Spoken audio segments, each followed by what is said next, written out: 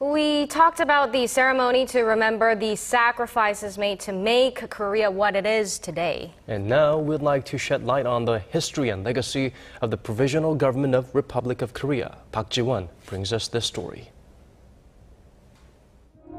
Korea's provisional government was established in 1919 in Shanghai as a government in exile, 9 years after Japan's forceful annexation of Korea in 1910. Its establishment followed a massive nationwide independence movement against Japanese rule the same year.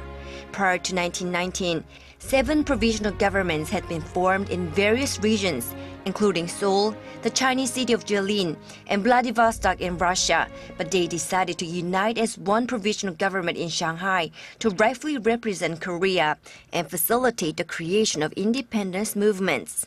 But due to the constant threat of discovery, the provisional government had to keep changing locations.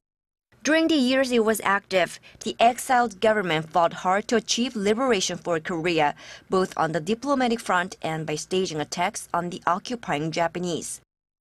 But as diplomatic appeals to the international community largely failed, internal factions emerged. For years, Korea's provisional government was a turbulent mix of liberals, socialists, and nationalists with opposing views on which approach to take. For example, Lee Seung-man, the provisional government's first president and the man who later became South Korea's first president in 1948, emphasized diplomacy targeting Western powers. On the other hand, nationalist Kim Gu, the final president of the provisional government, believed the country could only be taken back through military force. Their opposing views continued even after Korea's liberation.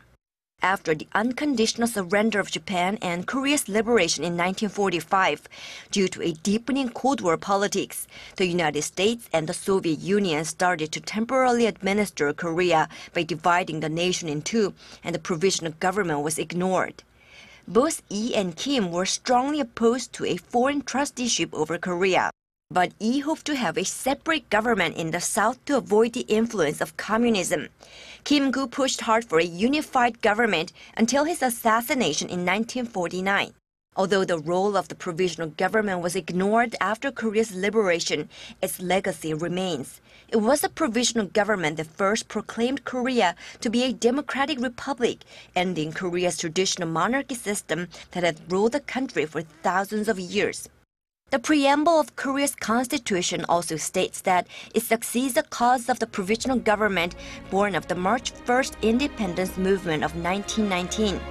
In another demonstration of the legacy left by the government in exile, South Korea's full name in Korean, 대한민국, and its national anthem, 애국가, were first officially adopted by the provisional government.